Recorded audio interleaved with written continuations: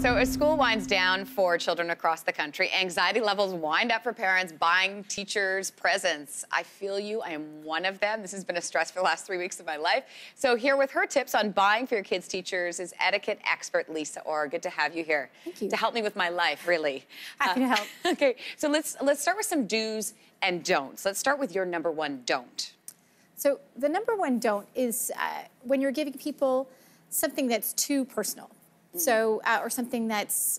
novelty kind of thing? Novelty kind of items. So things that are, we've all seen them, those mugs. So world's greatest teacher, or something that's just way too personal. Something that isn't something that they could use every day. Okay, so don't give the world's greatest teacher, even though that's everywhere. So the challenge is, let's say you give them world's greatest teacher mug this year, and the next class gives them, or if all of the kids give them world's greatest teacher mug, and that's the challenge, right? If they get too many of those little trinkety items, and where do they put them all? That's a really, really, really good point. So give it a little bit of a personal touch, you say. That will make it feel a little bit more, I was going to say localized, but a little bit more friendly. Yeah, so from a personal perspective, something from you. So great options might include like something, a handwritten note, or something that's from you being personal, not something that's personal to them. So more generic for them, something personal from you. Oh, I like the handwritten note. Okay, so I want to point out that our executive producer, Jen, she has a friend who was she's a teacher. Yeah. And her friend was gifted a purple suede mini skirt. Purple suede mini skirt. And we also asked the question to our viewers. We put out a call on social media. So I want to read some of the do's and don'ts that our viewers had sent in. So Nisa on Twitter says, good gifts are Timmy's, okay, GC pens, a scratchy ticket. Bad would be lingerie, perfume, homemade cards.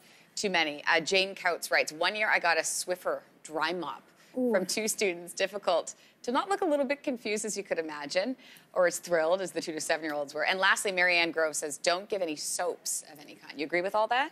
So the 2 I'm going to pull out are the soap and the homemade cards. So the reason I would pull them out and say that they don't fall into that don't category is the homemade card. The nice thing about sending a homemade card or handwritten card is you get to express your appreciation, but then at the end of the time, the teacher can get rid of it. They don't have to kind of keep it in their life. Same thing with the soap. Eventually, it's going to wash away. Or, I mean, heaven forbid, they could re-gift it. So you're basically saying don't give clothes or mini skirts or decor. You don't know what people's personal tastes are, right? Well, and imagine, I also think they have to put it up in their home, right? That you don't know them well enough to decide.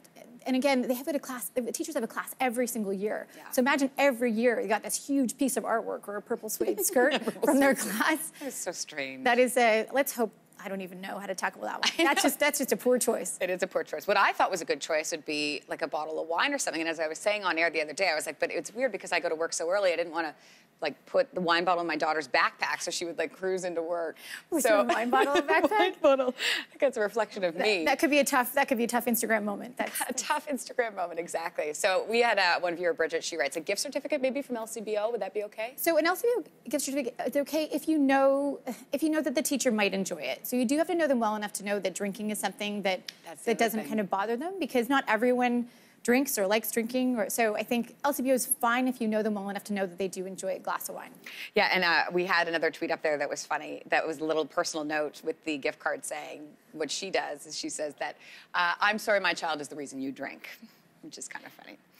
Okay, what about money? This is a bit of a controversial one. Can you give or should you give your teacher money?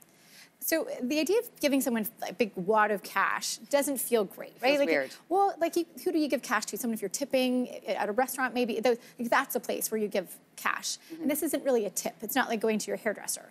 So the idea is it's to give them a gift. It's more like a hostess gift to say thank you for a great year. It's not so much about the monetary value. Yeah. Plus, then they've got this sort of wad of cash that they could lose or could get lost in a card if your little guy's delivering it.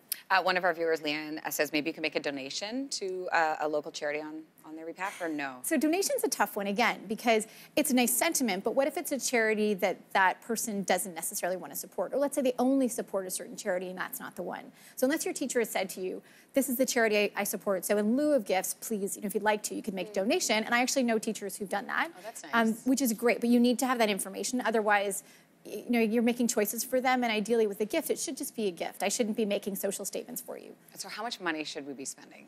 This is a tough one, because everyone's got a budget. It's the end of the year. We're all out of money because we spent it all through the school year on our students. But the nice thing is, within your own budget. Because it's supposed to be more of a thank you token item, it doesn't have to be that large. So I need dollars like in my life. So are we $10, 20, 30? What are we So I think 10 to 30 is kind of the range that I know about. So $20 is pretty common. Okay. It's a nice amount to put on a gift card. At $10, let's say you've got multiple children or multiple teachers, and that's kind of the number. Do you give one to the principal as well? So I don't give one to the principal as well myself. Yeah. Part of because they run the institution. So you're not really because if you start going beyond your primary teachers, there's so many. Because then And then when do you stop doing it? How old is what grade do you stop giving teacher presents? So I think once you get up to kind of middle school, I think that's as far as you would possibly get in my experience. My son's going into grade 6. That's going to grade 7. Sorry, and that's kind of.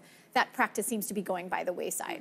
I guess when they have multiple teachers, you've got to... That's it. And one of the things that sometimes people do in group gifts that's really nice, actually they address that multiple teacher factor. And so everyone gives money to one person and they give something to everyone, just so that you don't forget. Because sometimes if they're specialty teachers, like an art teacher or a phys ed teacher, sometimes they don't get kind of looked after. These are great tips. Thanks so much. And we're going to have more on our website. We appreciate your time. Thank you. Thank you.